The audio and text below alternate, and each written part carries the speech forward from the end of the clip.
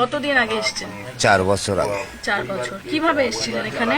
ওই চুরাই পথে দালালের মাধ্যমে আসছে। আচ্ছা, কত টাকা দিতে হয়েছিল? 7,000 টাকা করে। 7,000 টাকা। চলে যাচ্ছি, এ সরকার রাখবে না, বাংলাদেশে অনুপ্রবেশকারী রাখবে না, তারই কারণে আমরা চলে যাচ্ছি। প্রচুর পরিমাণে অনুপ্রবেশকারী ভর্তি হয়ে আছে। বিজেপি সরকারে আসার আগে থেকেই কিন্তু কথাটা বলছিল। বর্তমানে দেখা যাচ্ছে যে হ্যাঁ, তাদের কথাই ঠিক। এসআইআর হয়ে যাওয়ার পরেও কিন্তু প্রচুর মানুষ যারা বাংলাদেশে অনুপ্রবেশকারী বা রোহিঙ্গা যারা ছিলেন তারা এখানে রয়ে গিয়েছিলেন এসআইআর হয়ে যাওয়ার পরেও। তারা এখন দেখলো যে যখন এবারে অ্যারেস্ট করছে বা কেন্দ্রে তুলে দেবে তখন তারাকে কিন্তু পালিয়ে যাচ্ছে।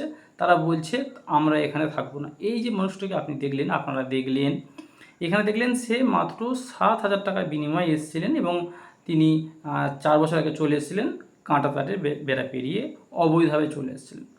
ইনি কিন্তু এতদিন যে হয়তো কোনোভাবে আমরা যদি ভুল না বলে থাকি হয়তো আমাদের যে বেঙ্গলের যে বিভিন্ন কার্ড মানে রাজ্যের যে দেশের যে বিভিন্ন কার্ড সেই কার্ড হয়তো তিনি তৈরি করে নিয়েছিলেন হতে পারে।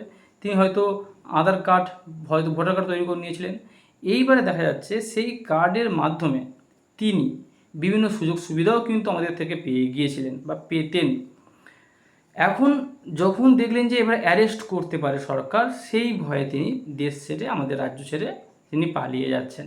কথা হলো তিনি যে সুযোগ সুবিধা ভোগ করেছিলেন সেটা কিন্তু আমাদের এই যে এখন সরকার বলছে, বিজেপি সরকার বলছে যে আমরা রাখবো না, আমরা জেলে পুরে দেবো বা কেন্দ্রের সাথে তুলে দেবো। তাহলে কথা হলো এই যে তারা একদিন সুযোগ সুবিধা ভোগ করে এসছে, এটা কেন আগের সরকার এই যে ব্যবস্থাটা কেন নিতে পারেনি? এই যে মাত্র 7,000 টাকার বিনিময়ে এক দেশ থেকে অন্য দেশে ইলিগালভাবে এসে এনারা বসবাস করছেন। দেখুন, ভিসা নিয়ে আসুক কোনো প্রবলেম নেই, সারা জীবন থেকে যেতে পারে, তার সাথে তাদের ব্যক্তিগত ব্যাপার, তারা বিভিন্ন কাজে আসতে পারে, ডাক্তার মেডিকেলের জন্য আসতে পারে, অসুবিধা নেই। কিন্তু অবৈধভাবে এসে সেই দেশে এসে তাদেরই বিভিন্ন সুযোগ সুবিধা থেকে বঞ্চিত করা, এটা কিন্তু সঠিক জিনিস নয়। এটা আপনাদের জিনিসটা বুঝতে হবে।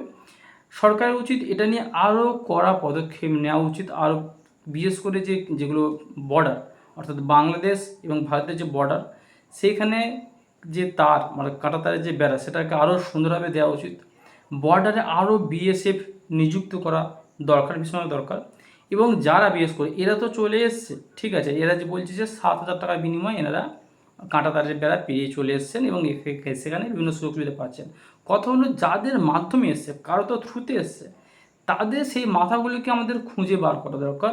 সরকারের উচিত খুঁজে বার করা দরকার, সেইগুলোকে দেখতে হবে। না হলে ভবিষ্যতে আবারও কিন্তু বিভিন্নভাবে বিভিন্ন সময় ইলিগালভাবে মানুষ কিন্তু চলে আসবে ভারতে এবং এসে এইখানে স্থায়ীভাবে বসতি স্থাপন করবে। এই জিনিসটা কিন্তু বিজেপি সরকারকে ভালোভাবে দায়িত্ব নিয়ে দায়িত্ব নিতে হবে, খেয়াল রাখতে হবে। তো আপনারা যারা আমার চ্যানেল দেখছেন তারা কিন্তু সাবস্ক্রাইব করে রাখুন। খুব শীঘ্রই এরকম আবার ভিডিও নিয়ে চলে আসবো। দেখা হচ্ছে পরের ভিডিওতে।